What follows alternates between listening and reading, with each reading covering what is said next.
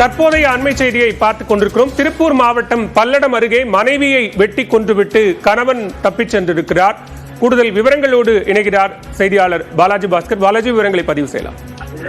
பாலவேல், அதாவது திருப்பூர் மாவட்டம் பல்லடம் அருகே சின்னக்கரை அடுத்த லட்சுமி நகர் பகுதியில் மனைவியை வெட்டி கொலை செய்துவிட்டு கணவனும் தூக்கிட்டு தற்கொலை செய்து கொண்டுள்ள சம்பவமானது பரபரப்பை ஏற்படுத்தி இருக்கிறது.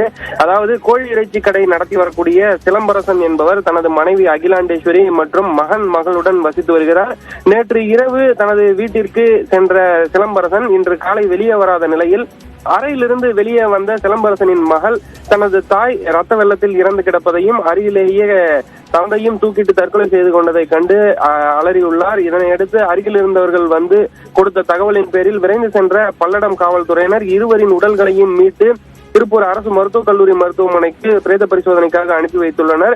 மேலும் சம்பவம் தொடர்பாக விசாரணையில் அகிலாண்டேஸ்வரி மற்றும் சிலம்பரசன் இடையே கடந்த சில நாட்களாக குடும்ப தகராறு இருந்து வந்ததாகவும் சிலம்பரசன் மது அருந்தியதால் ஏற்பட்ட பிரச்சனை காரணமாக இவர்களுக்கு இடையே தொடர்ந்து பிரச்சனை நிலவி வந்த நிலையில் தற்பொழுது இந்த சம்பவம் நடைபெற்றுள்ளதாக முதல் கட்ட தகவலானது கிடைத்திருக்கிறது. பாலவேல், விவரங்களுக்கு நன்றி பாலாஜி.